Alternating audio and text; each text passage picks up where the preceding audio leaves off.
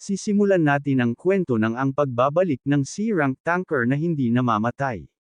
Makikitang naglalaway ng dugo ang halimaw habang umuungol, nagsusumamo, at nagmamakaawa ang batang babae sa mga malalaking insekto.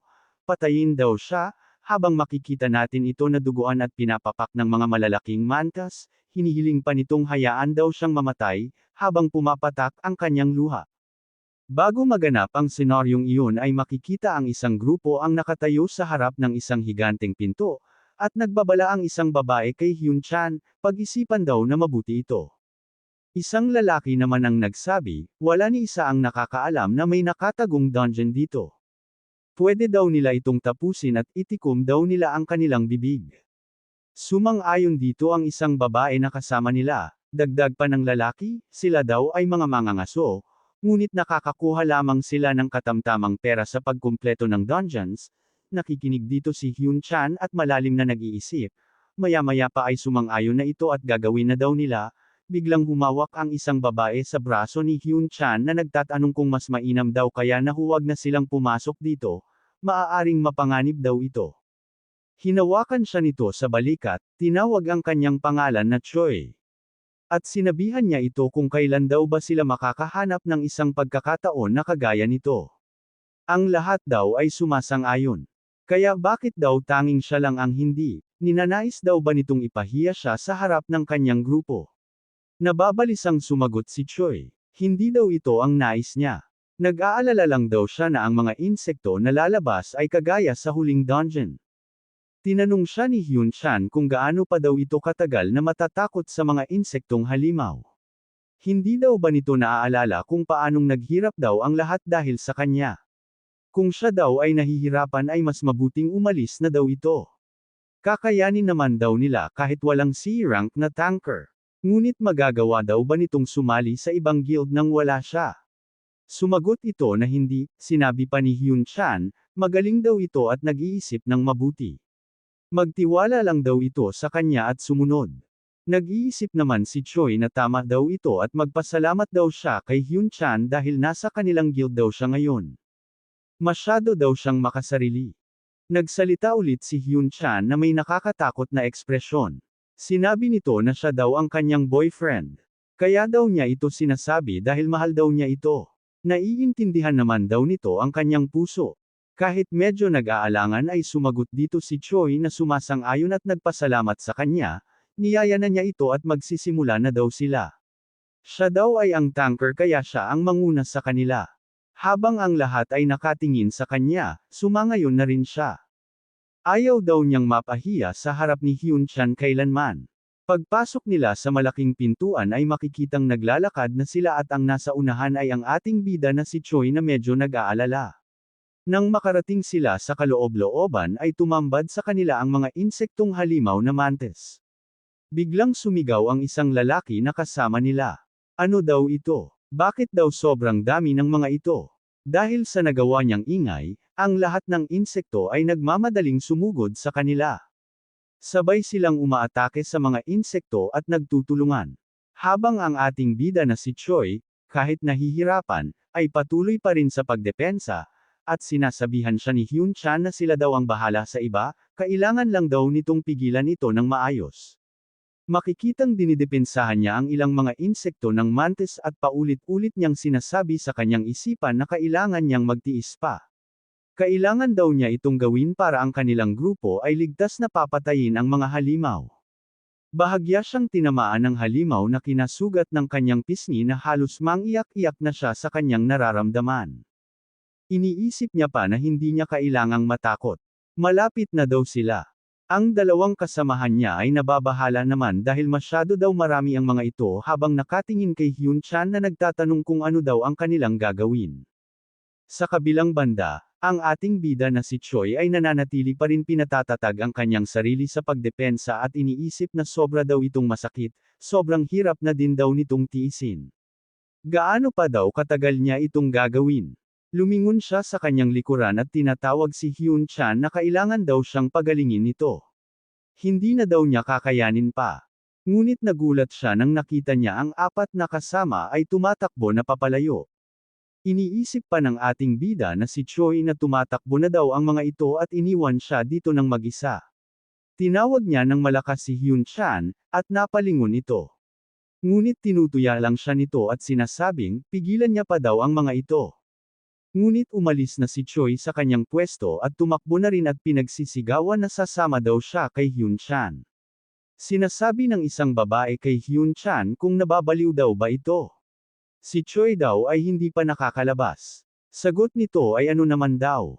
Hayaan daw siya nito. At sinarado na nito ang malaking pintuan. Hindi na nakaabot si Choi, sumisigaw na buksan daw ng mga ito ang pinto at nagsusumamo.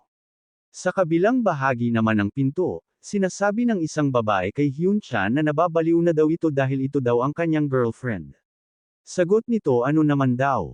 Wala naman ditong problema. Maiintindihan daw naman ito ni Choi. Maya-maya pa ay napalibutan na si Choi ng mga insektong halimaw. Tumingin siya sa kanyang paligid at nag-iisip, hindi ito ang oras para mawalan ng pag-asa. Nakita niya ang kakahuyan at tumakbo siya patungo dito at iniisip niya na kailangan niyang makaligtas muna dito. Kung siya daw ay mabubuhay, maaaring si Hyun Chan ay pupunta para iligtas siya. Habang tumutulo ang kanyang luha, ay bigla siyang natigilan sa isang lugar kung saan makikita ang isang malaking buto ng insekto, na mayroong mga halamang ugat na pumapalibot dito at may nagliliwanag sa gitna nito. Nakita niya ang isang singsing na nakasuot sa kamay na kahoy. Nilapitan niya ito at kinuha ang singsing at iniisip na ito daw ay isang nakatagong item. Sinubukan niya itong suotin at may lumabas na notification na sinasabing ito ay ang parasite ring, X-grade na nakakaapekto sa may suot para umunlad, nakakaapekto rin sa buhay ng may suot nito at nagre-regenerate ang may suot nito. Hindi daw siya mamamatay hanggang sa hindi daw ito napipisa. Kahit medyo naguguluhan ay nagtatanong siya kung ito na daw ang katapusan, nagtatanong pa ito kung paano daw niya ito magagamit. Maya-maya pa ay nagulat siya nang dumating na dito ang mga halimaw na mantis. Na halos lamunin na siya ng buo at pinagsisigawan na humihingi siya ng tulong. Habang lumuluha, sinisigaw niya na ito daw ay masakit, pakiusap niya na tumigil na daw ang mga ito. Hanggang sa nawalan na siya ng hininga. Ngunit ilang segundo lang ay lumiwanag ang singsing at may lumabas na notification na sinasabing hindi daw siya pwedeng mamatay hanggang hindi daw napipisa. Napasigaw si Choi nang bumalik ang kanyang hininga at bumalik ang kanyang buong katawan. Pagkaupo niya, tinignan niya ang kanyang kamay at tinatanong kung ano ito. Kung siya daw ba ay nakaligtas ngayon at paano. Ngunit nabaling ang kanyang tingin sa mga halimaw na mantis sa kanyang harapan. Bago pa siya makalayo ay tinusok na siya ng isang mantis sa kanyang likuran.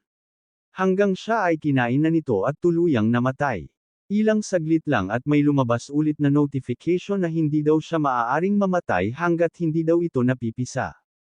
At nang nagkamalay ay umiiyak siya na sinasabing nabuhay daw siya ulit. At humihingi ng tulong kanino man, ayaw daw niya ulit mamatay. Biglang may tumusok ulit sa kanyang likuran at kinain ang kanyang hita. Pinagsisigawan niya pa ang pangalan ni Hyun Chan na iligtas daw siya nito. Takot na siya sa nangyayari sa kanyang sarili. Naghahanda na ang halimaw upang kainin ang kanyang ulo. Pagkatapos ay lumabas ulit ang notification na hindi daw siya maaaring mamatay hanggat hindi ito napipisa. Halos paulit-ulit ang nangyayari at paulit-ulit lang din na lumalabas sa notification na hindi daw siya maaaring mamatay. Habang makikitang nilalantakan pa rin siya ng mga halimaw na mantis ay iniisip niya kung gaano daw siya katagal na naririto. Kung taon na daw ba o dekada. Habang unti-unting bumabalik ang kanyang katawan, importante na lang daw sa kanya ay kung kailan daw siya mamamatay.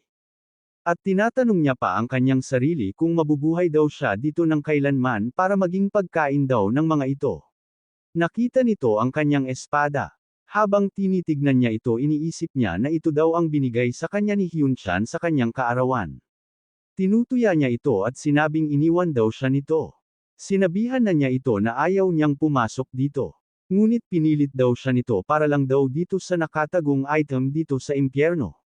Sumigaw ito ng napakalakas na sinasabing papatayin daw niya ito, nakuha na niya ang kanyang espada. At inatake ang isang halimaw. Lumabas sa notification na natalo daw nito ang halimaw at nadagdagan ang kanyang lakas ng 2 puntos. Hindi naman dito makapaniwala si Choi at habang tinitignan niya ang notification ay biglang umatake pa ang dalawang halimaw sa kanya. Iniisip niya pa, na ang pagtaas daw ng kanyang status ay ganito kadali. Lumabas ulit sa kanyang notification na napatay nito ang isang halimaw at nakatanggap siya ng 1 puntos para sa accuracy. Nang mapatay niya ulit ang isang halimaw ay nadagdagan naman ng 1 puntos ang kanyang buhay. Ang sugat daw sa kanyang pakikipaglaban ay gumaling na. Iniisip pa ni Choi na ngayon daw ay naiintindihan na niya kung paano gamitin ang item. Bigla itong tumawa na parang nababaliw sa kanyang naranasan. Sinabi niya pa sa lahat ng halimaw na lumapit sa kanya at papatayin niya daw ito lahat. Iniisip din niya na hindi daw ba siya makakalabas dito habang inaalala si Hyun Chan na kanyang kasintahan, habang nakangiti na may pananibik. Sinasabi pa nito na saglit lang daw, hintayin daw siya nito. Dito na po nagtatapos ang ating kabanata. Abangan ang mga susunod pa nating upload. Huwag din kakalimutang mag-like, share, subscribe at i-click ang notification bell para lagi kayong updated sa mga susunod pa nating mga videos.